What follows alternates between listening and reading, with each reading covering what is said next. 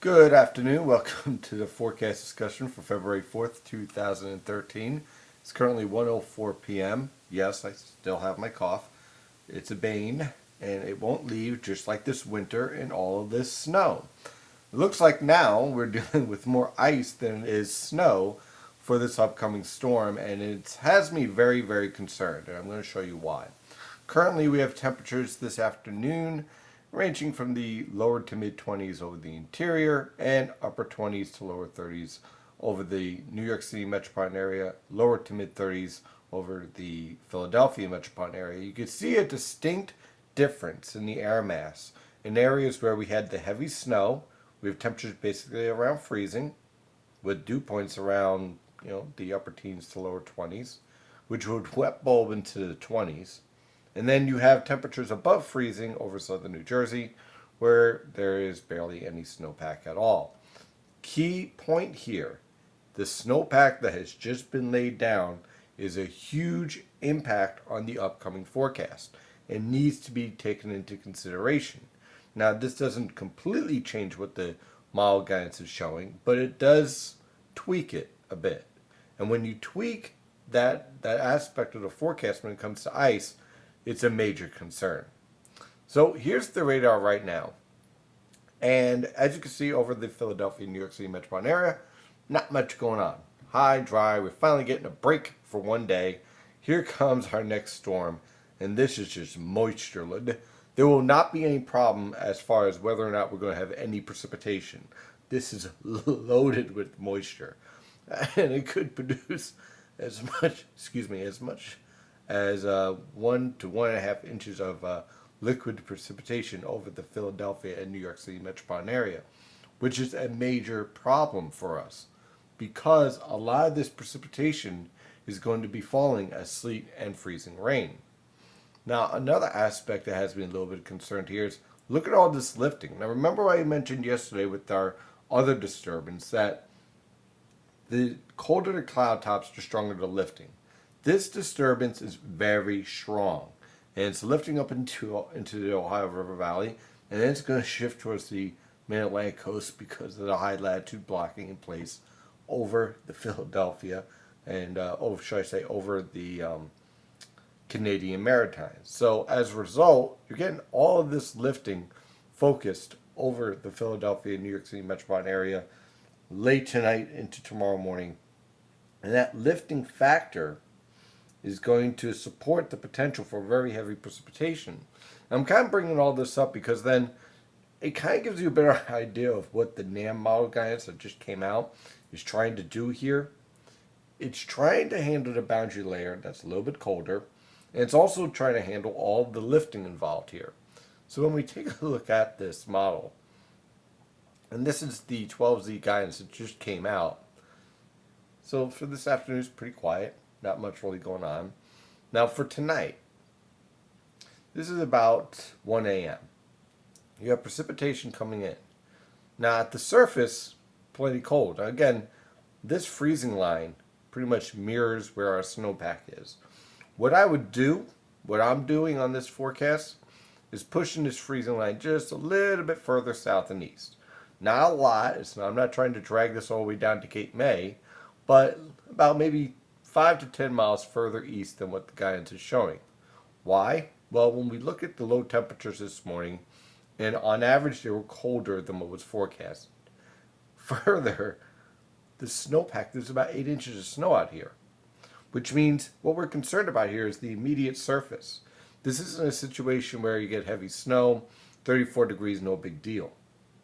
This is a situation where temperatures are above freezing from as low as 925 millibars, even 950 millibars, which is pretty close to the ground, up to 850 millibars, which is what this is right here.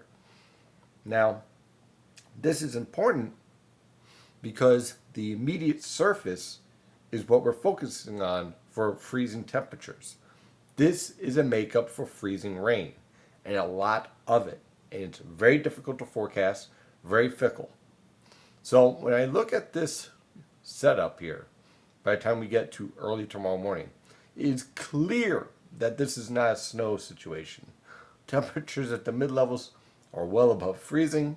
This is definitely falling as something other than snow, sleet, or freezing rain. Over the northern interior, you've remained snow, and you continue to remain as snow throughout much of the storm, could mix in a little bit of sleet. But my concern here is right here. From southeastern Pennsylvania, Philadelphia, central New Jersey, bisecting Monmouth County, up through Long Island, southern Connecticut, northern New Jersey. This area right here is set up for the potential for a significant freezing rain event. And if we take into account the type of boundary layer that we have in place here at that time period, let's go back to here. If you shift this a little bit further south, then western Monmouth County, you're in trouble here for a potential for some significant icing. Much of western New Jersey, southwestern New Jersey, Philadelphia Metro. Interior Pennsylvania, this is a major ice storm. New York City, major ice storm. Portions of Long Island, especially just off of the South Shore, major ice storm. Connecticut, southern half of Connecticut, major ice storm. This is a dangerous situation. Yes, it's not 3 feet of snow. It's worse. It's a half an inch ice. It's a quarter of an inch ice. Even a tenth of an inch ice on untreated roadways is a major problem. And if you don't believe me, ask anyone in Georgia. Okay? So this is a dangerous situation here that we're working with for tomorrow morning. And I'm not trying to hype it. I'm trying to explain to you the seriousness of this situation, because this is happening during the morning rush hour. Now, if you're in southern New Jersey, because you don't have that insulating snowpack, this goes to snow to rain, no big deal. Okay, you get maybe an inch or two, and then you go right over to rain, no big deal. In a way, the fact that you missed out on the heavy snowfall yesterday is a blessing in disguise, because let's face it, you want to deal with snow or rain. You don't want to deal with ice. Everyone else who got that heavy snowfall, this is going to be a dangerous situation that we're going to watch hour by hour as this storm evolves and moves forward. And then again, to kind of nail in the coffin here as far as any potential for more snow than rain, this sounding here, this environment at 850 millibars is in no way, shape, or form supportive for snow. This is an ice event. This is sleet or freezing rain when you see this type of warm air and then very cold air at the surface.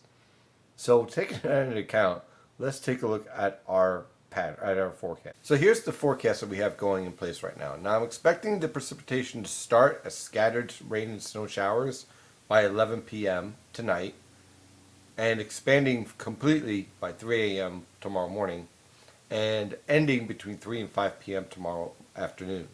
If you're traveling in these time periods from 5 a.m. to 1 p.m. on Wednesday, be very careful. If you have an option, stay home. This is not going to be pretty out there with very significant ice accumulations developing throughout the region. I am hoping and praying that I'm wrong on this forecast and temperatures rise above 32 degrees way earlier than what is even shown on the model guidance. So here we have the general locations of what I'm expecting. In the green shade, you're pretty much home free. A little bit of snow, changes over to rain, trace to 1 inch, no big deal. Southern New Jersey, you really lucked out here, believe me, because yeah, you missed out on the snow yesterday, but at least you don't have to deal with all this ice. And that's worse, and that's a pain to get rid of. Now, a little bit further north and west, over southwestern New Jersey, up towards central Monmouth County, and then on the south shore of Long Island and eastern Long Island, look at 1 to 3 inches of snow, up to 0.15 inches of ice. Be very careful. You're not getting as much ice, you're not getting as much snow, it changes over to rain, but tomorrow morning is still going to feature very slick and dangerous conditions. Drive slow. Then a little bit further north and west, this covers coastal Connecticut, the northern half of Long Island, New York City, northeastern New Jersey, much of central New Jersey, and the Philadelphia Metro.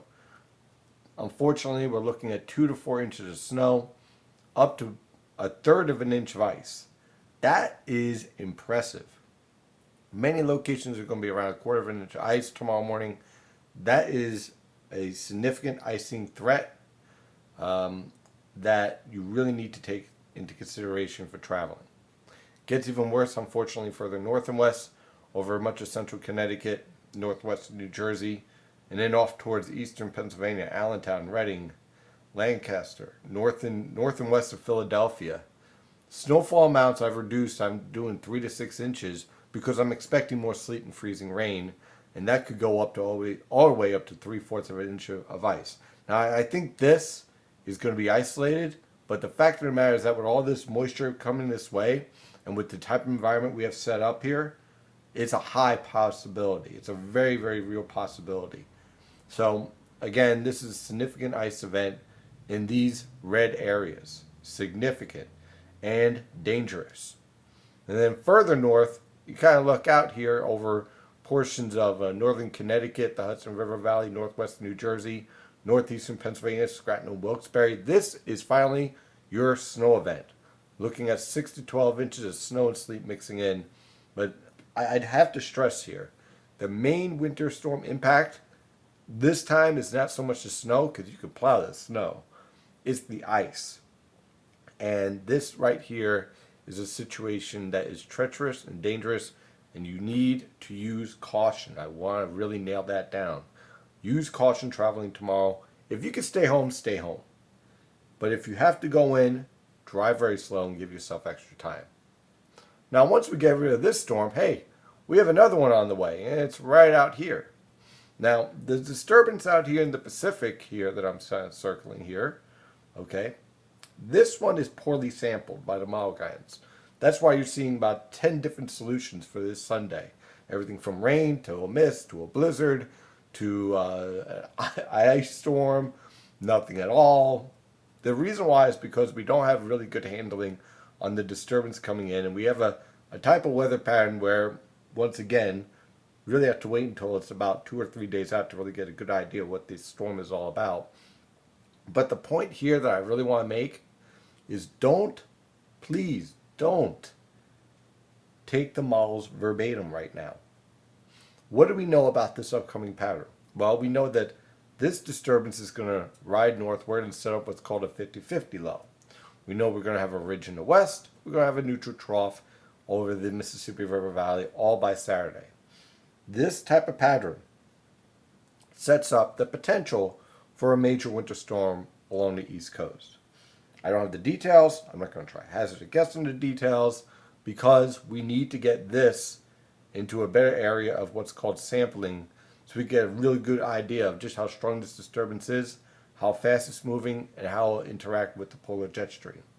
Once we get that, which I'm expecting by tomorrow morning with the 12Z model guidance, then we can get a really good idea of what to expect for Sunday into Monday. For now, just beware that there will be the threat for a major winter storm this weekend between Sunday and Monday morning. From there, we'll go on to details. If everything sets up where this disturbance is moving too fast, it could be too far out to sea, which is fine for me. I could use a break. But you can't say that 100% until we really get better model guidance and better sampling of this disturbance and just how strong it is. So I'm going to show you the GFS model guidance here. Again, we have our storm moving through. By the time we get to Thursday and Friday, high pressure will be in control. Look for high temperatures in the upper 20s to mid 30s, low temperatures in the upper teens to lower 20s. High pressure remains in place for Saturday. Same setup, upper 20s to lower 30s for highs, mid 30s along the coast, upper teens to mid 20s for lows. Then on Sunday, that's where it gets interesting. In this case, the GFS overphases everything. This is probably not going to happen here. And then it produces basically this huge storm here with rain right along the coast. The Canadian model guidance goes on a very flat solution as of this morning. So basically the GFS is here, the Canadian's here, and most likely we're going to be right here in this solution, right in the middle. And the reason why? We have the pattern that would support a winter storm here. It's just a matter of whether these disturbances interact correctly or not. So we have to beware what to expect for Sunday into Monday. Stay tuned. We'll get a better handle on this by tomorrow morning. That is your forecast discussion for today. Of course, I'm your meteorologist, Stephen DiMartino. I apologize for the coughing. Tried to reduce it as best as I can. As always, thank you for following NYNJPA Weather. Follow the latest weather information at nynjpaweather.com and NYNJPA Weather on Twitter, Facebook, Google+, and The Patch and LinkedIn. So as always, please stay safe out there.